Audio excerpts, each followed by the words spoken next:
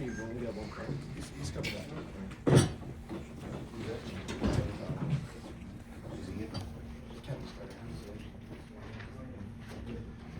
Well, I'm real excited with the victory. It wasn't easy, it was very difficult, as I knew it would be. We had to play great defense tonight.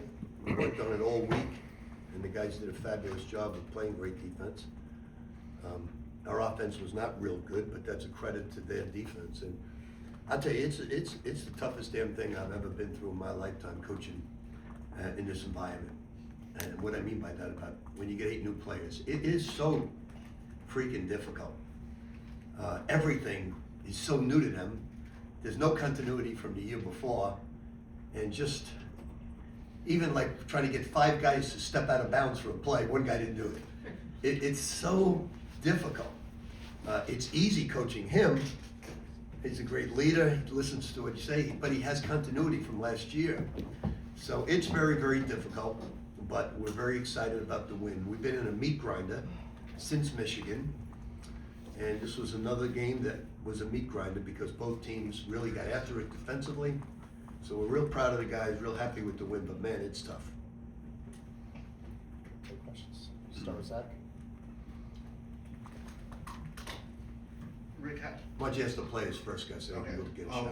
Zuby, what is your thoughts on how today went? I just felt like we came out with the right intensity. Obviously, just like Coach said, it's just 2 teams, just trying to do whatever it takes to get a win. We've had a tough stretch, but I felt like, our mindset was, we came out with the right mindset to start, especially on the defensive end, and we were able to, just come out with a greedy win, so I'm really proud. Zuby, given where you guys were coming from in Las Vegas and the way that you guys were feeling when you came out of it, how important did you feel winning this game was? I just feel like it's important to, just play every game to the best of your ability and come out with a win.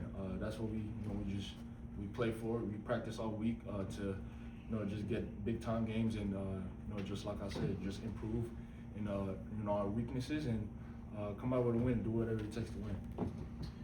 Dylan, when shots aren't falling collectively as a team, how difficult is it for each player to stay individually locked in defensively like you guys did tonight? Yeah, man, that's just something that we've been working on and something that we need to continue to improve on. I thought tonight for the majority of the game, I thought our defense was great. I thought we were finishing possessions, and then we got a little bit sloppy at the end, but overall it was a great effort and something to build on. Dylan, you had a couple of really tough defending plays tonight. One of the things that you had a blocking foul where you had taken a charge, but you didn't get shaken, and you seemed to still stay steady in terms of keeping the team calm. Tell us a little bit about how you felt in those moments. Yeah, I just try to be a steady presence out there, especially at the end of the game when it kind of gets a little chaotic. It feels like. But honestly, I totally just blanked. But like I said, I just try to be a steady presence out there and just try to make winning plays. I haven't been able to throw the rock in the ocean at all to start the season, so just trying to do everything else possible to try to impact winning. Zuby, what's the general feeling around the locker room when, as a team, you have more turnovers than field goals, but you're able to still walk out with a win? It's just areas that we need to improve on, honestly, and we're playing tough, competition, and like I've said previously, both teams are trying to do what it takes to come out with a victory, and our offense was a little bit stagnant, like Coach Pitino said. So we're going to watch film and just improve in that area. But the biggest glaring thing was our enthusiasm on defense for most of the game, which is what I was really proud of. Zuby, your defense, you had 8 blocks and career high. I think only 3 other St. John's players have ever done that. Were you looking to kind of lead the way that way by really defending as well as you could? Honestly, I didn't even know I had 8 blocks until I seen the stat sheet. But I always just try to be a presence, especially on that end. Just start off on the defensive end, and I tell the guys all the time, you know, defense was our bread and butter last year, and we wouldn't shoot the ball, you know, well, and you can see here too. We didn't shoot the ball well at all today, but the game was won on the defensive end. I feel like we wanted it a little bit more, and yes, it did get chaotic at the end of the game, but just do whatever it takes to win, and it starts on defense. Just being communicative, you know, with each other, and we're able to come out with a big time victory.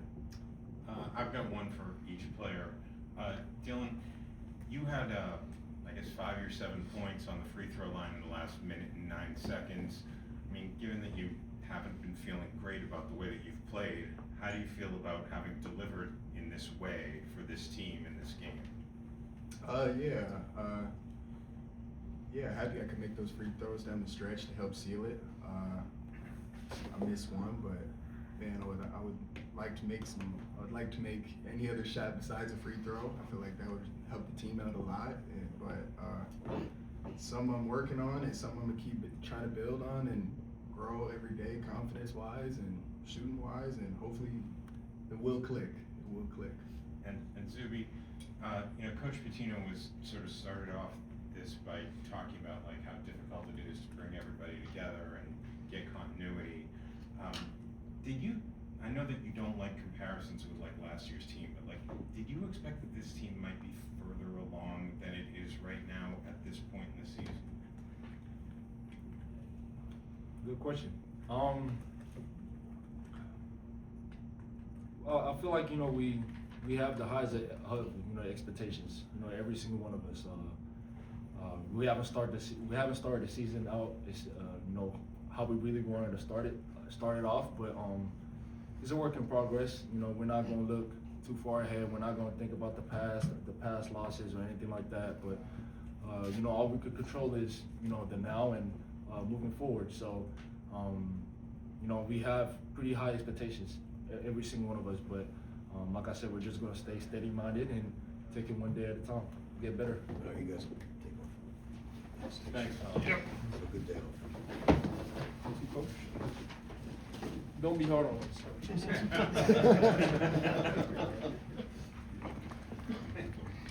Rick, you mentioned earlier that this has been a meat grinder of a season.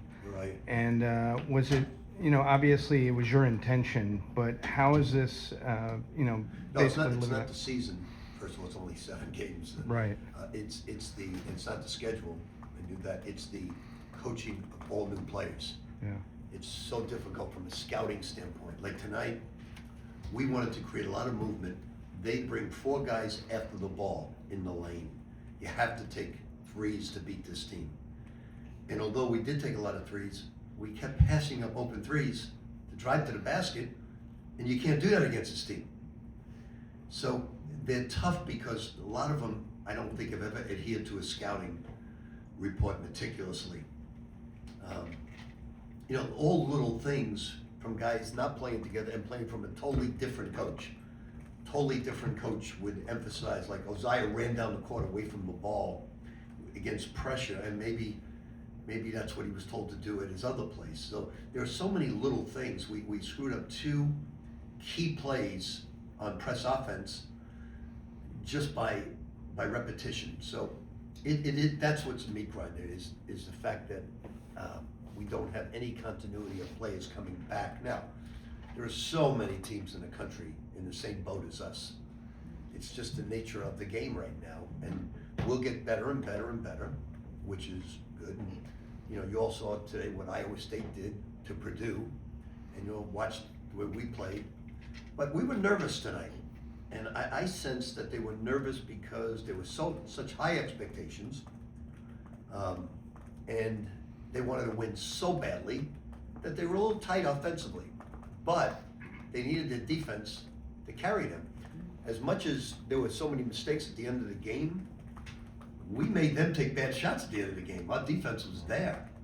So that's a winning attitude there. And our defense hasn't been as good as it was tonight. Now we just got to get our offense back. Got to get guys to really hone in on the scouting report.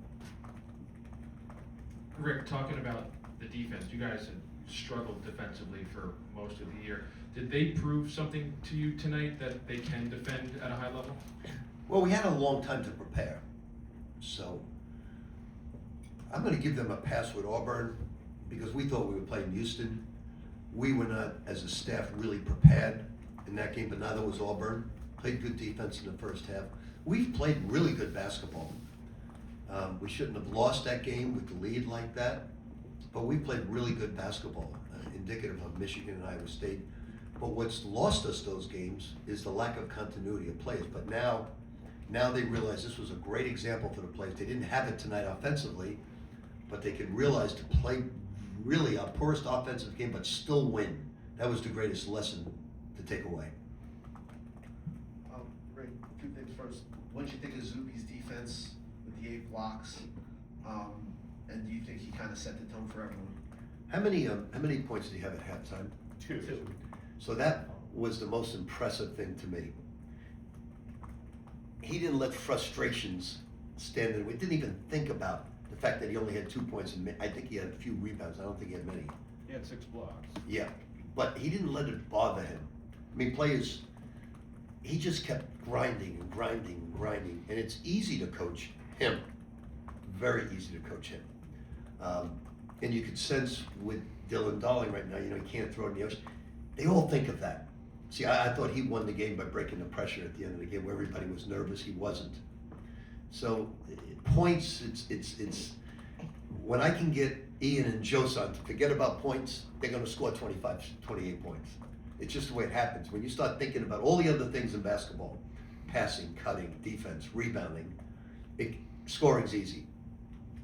Rick, did Bryce kind of had some moments, but it also seemed like you mentioned nerves. It seemed like at times he looked a little nervous. There was one time he got the ball in the low block. Yeah, I think Bryce, when he makes a mistake, thinks about it too much. And I took him out and said, you gotta get on to the next play, man. Like he missed 2 rebounds that he should have had. And I think he's an overthinker. And you gotta get on to the next play. But he'll play better than he did tonight. Most of the guys will play much better offensively. But it's a good lesson. The way you handle pressure at the end of the game is you attack and go to the rim. You don't beat the press over half court and then bring it out. You're letting the press back in the game. You got to attack it. And we didn't attack it very well. Dylan did. The rest of the team did not. Rick, 2 things. The first is, you mentioned that they, wanted to win so badly and that they played tight and nervous. I assume that some of that has to do with the fact that you've had these 3 big opportunities where you didn't get the win. How do you get them to not feel tight when, it's an important game? I think the tightness is over with now. I think you this think was, they're secure? Yeah, I expected him to be tight tonight because I knew Chris was going to come in with great defense. I knew he was going to come in. He took away the uniforms and practice uniforms, and I knew they were going to play get after us hard tonight. He's a great coach, and so they were a little tight against the pressure, but I don't think it'll ever happen again. I think this was good. They came off a rough stretch. I don't know what they go through on social media, what people say. Although I'm on social media, I never read it. So that it affects their lives. And I think they had great expectations. And what I told them all along, I said, you know what I told the media on TV as well? I said, I still believe in you. I think we've got a great team. I wouldn't trade you for anything. This was my pregame speech. Wouldn't trade you for any of the players in the country. I lied a little bit. But I told them how much confidence I have in them. And I believe in them. I think they're going to be a very good basketball team. But we got to get 8 new players to understand all the little things that they haven't learned before because they were in a different situation before. So The second thing I was going to ask you is, you said this from the very start of your coaching at St. John's, is that you measured the success of a program by NCAA tournaments and things like that. Do you think that given what Iowa State did to Purdue today, and given what Baylor might look like and what Ole Miss might look like, do you think that some of the results might age well during this season? yeah, I think when you look at, we knew Iowa State was a really good basketball team. I think Baylor's, a great team. I think Michigan was a great team. I think Baylor's a good team. I think Auburn's a good team. there's growing pains in every program in the country right now. If you look at the teams that are playing great, sometimes there's a lot of players back. We've got a lot of young players mentally that just have to mature, and they are. So it's getting there. We just got to, now we have another week to prepare and get ready. We're playing against a team that makes a lot of threes. So we're getting better. This was a very good defensive performance. We have not played defense like this before. We needed a game like this because we've been playing in the 90s. We needed a meat-grinding game to show the guys when their offense is not there, they can still win the game. And that's what happened tonight. We got up 5-6, held it. They made a 3 at the buzzer. So this was a great lesson for our guys. Zuby kept saying in the timeouts, just keep playing defense. Every possession, get your stop. Don't worry about your offense, get your stop. Coach Pitino, what were your thoughts tonight on Ian Jackson's performance? I thought he did a lot of good things. I think because he was not making his shot, I think he should have kept shooting. He tried to drive to the basket when he had wide open shots. He should have taken about 3 or 4 more threes. And he's getting better defensively. Wasn't great, certainly. Neither was Oziah, neither was Dylan Mitchell, neither was Bryce. Except for Zuby, he was the only one that was really, really good. So Ian's getting better. He's improving. Good guy. Coach, after the Alabama game, you made a comment about Dylan Darling, how he may not have been helpful because you think of him more of an offensive player than defense. Has your perception changed on that lately, especially after his game tonight? You know, when we lose, I don't like to make excuses. I could easily agree with you and say, yes, he's a guy, only guy in the team that makes people better and looks for people. But that's an excuse in the minds of our players, and I don't want to have excuses. So I got to tell you some BS all the time, just so my guys don't think it's excuses. Because if I say that, yeah, we could have won with Dylan, they're gonna use that as a crutch or an excuse. And I always feel excuses are a sign of weakness. When you make excuses, regardless of what it may be or what I think, it's a weakness, and you can't show weakness. Thank you, Coach. Okay, guys. Thanks, Rick.